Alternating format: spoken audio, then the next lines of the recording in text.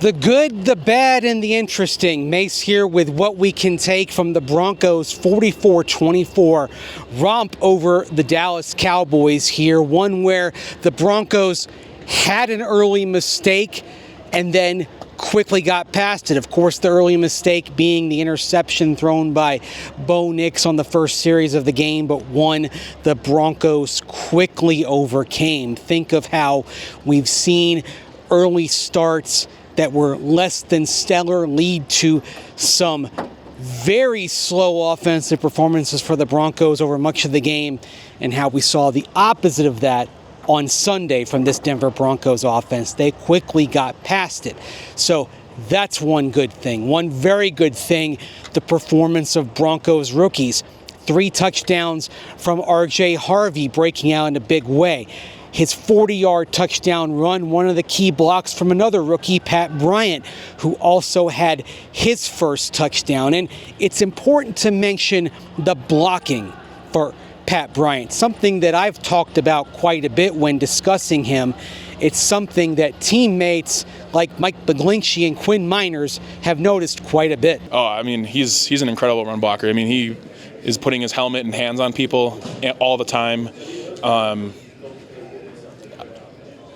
Like when we watch the tape, you notice it. Like, we're watching it from the back view, but we see Pat launching and throwing his body into the pile to get those blocks, and we take care of the first and second level, and Pat's got that responsibility, and along with the other wide receivers at the third level, and that's when you start seeing those explosive runs. That's why you're seeing those explosive runs, is because O-line and wide receivers are all working together.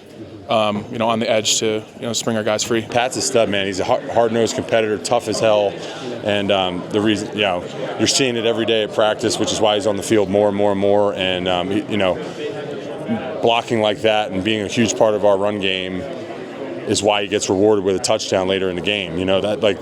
Those things happen all the time when all 11 are bought into running the football, and Pat is at the point of attack on a lot of runs as a receiver.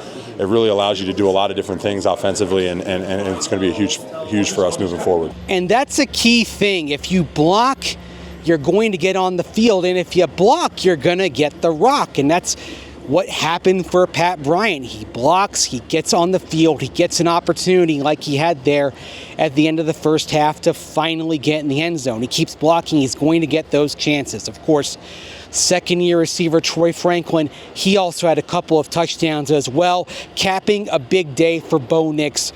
4 touchdown passes, dicing up a dreadful Dallas defense. Now, that's something that you have to consider here. The Broncos had a great offensive performance, but did what they should do against a Dallas D that came in dead last in the NFL.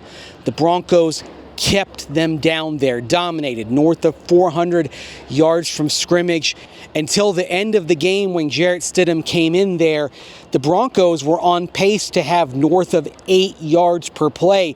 It would have been just the 5th time in club history that they would have had over 8 yards per play. Unfortunately for the Broncos, they just came in below that, but still a very good to great performance for the Broncos offense. But there was some acknowledgement in the locker room, including from Mike McGlinchey, that it gets much tougher next week when they go down to Houston against D'Amico Ryans' defense, which is playing much better ball than the Dallas Cowboys defense. And that brings us to the bad. Not the Broncos defense. The Broncos defense played well in holding the Cowboys to 24 points, just 17 points before Joe Milton came in with the backups in garbage time.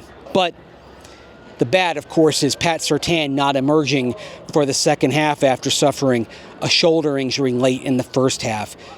We'll wait to see what word is, but certainly when he was ruled out early in the second half, that's never a good sign. Usually with injury designations, you hear questionable, and then the player doesn't return. When a player is ruled out so quickly, that's usually a pretty bad sign going forward. So that's something to monitor in the next few days. And then that brings us to the interesting, which was Chris Abrams-Draine replacing Pat Surtain. Not Jahdae Barron. Now, Jahdae Barron had an interception of Dak Prescott late in the first half, but when it came time for every down work in the second half, it wasn't Barron, but the second-year player Chris Abrams-Draine getting the reps.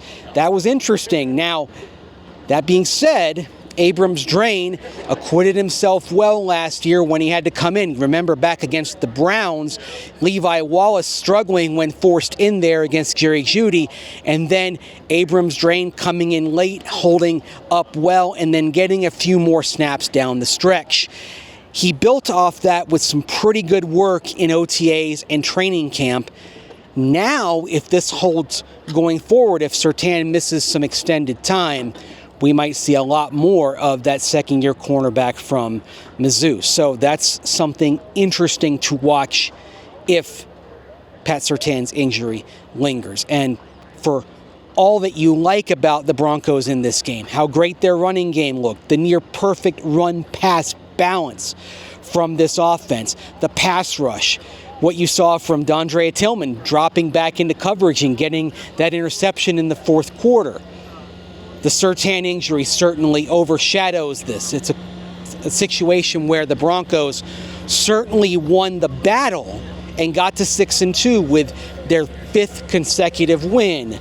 But depending on how things are with Pat Surtain, they may have suffered a key loss in terms of the overall war in what this season will bring. Still, the Broncos are 6-2. They will emerge from Week 8 in first place in the AFC West.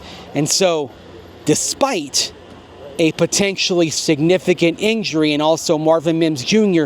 emerging from the game with a concussion, the Broncos have to like the spot they sit in here as they get to just about the season's midway point. Broncos 6-2, a lot more good than bad, but the bad with Pat Surtain certainly does cast a shadow over things here on this throwback day at Empower Field at Mile High. That's it. We'll have plenty of coverage, of course, at denversports.com and on Orange and Blue Today throughout the week. Until next time, this is Mace saying take care. Thanks for watching.